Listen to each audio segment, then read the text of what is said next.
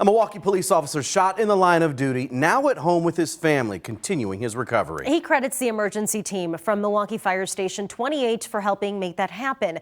Tonight, for the first time, we hear from this dedicated group of first responders who answered the call, racing against time and the elements to save Officer Daniel Gonzalez's life. On a frigid, cold February morning, shots fired in the middle of a snowstorm. You don't have a lot of time to prepare when it's 5 blocks away. Once we did hear he was shot, I'm driving. I picked up the pace a little bit. Someone called police about a man walking near 27th in Wisconsin firing shots. When police arrived, they ordered him to drop the weapon. He refused, firing at officers. Drop the gun! Police body camera video shows 34-year-old Daniel Gonzalez confront the gunman, then fall to the ground, bullets to the chest and leg. His life on the line. Engine 28 in Merrill Park, the closest unit. In the remarks, it said officer shot, and that's when I saw and realized what we were dealing with. And it took me even a second to realize what I was reading, if I was reading that correctly. For some on this team, it was a first. It was my first time on an officer shooting. It was chaotic, but something kind of just clicked in me where I knew exactly what my role was to do, and that would help me kind of stay calm and take care of the officer. They tell me teamwork made saving Officer Gonzalez's life possible. I remember looking down, and the police officers were already kind of taking care of his wounds.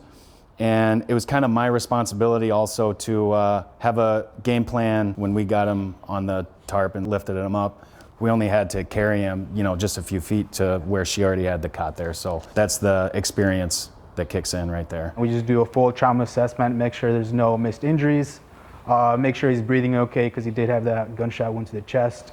Give him some fluids, some pain medicine, and some oxygen. And that was all happening while we were on the way to the hospital. How fast did everything need to happen in order to save his life? It was right around 5 minutes from the time we got on scene to the time he was loaded up and going down the interstate to Freighter. It was very quick, but a lot of that has to do with how well the police officers helped us out in bandaging and covering and keeping him calm too. Was he saying anything to you all? He was conscious. I won't go into too many details about exactly what he was saying, but he was disappointed in the situation. I'm really happy to hear that he's doing a lot better. Officer Gonzalez gave a shout out to the MFD as he was released from Freighter a week later. Nothing short of a miracle from MFD. Goosebumps now. It makes you keep wanting to come to work, because we've seen it go the other way too, and we want every situation we want to have positive. It doesn't always end up that way.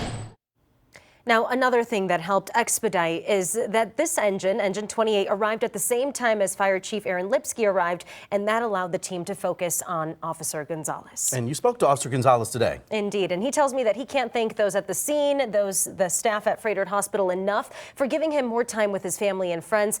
He tells me he's doing as good as he can be with a few more months of recovery left. I'm thankful for him as well as the EMS team. Absolutely. Now, the Milwaukee Police Association set up a donation page to help with Officer Gonzalez's recovery.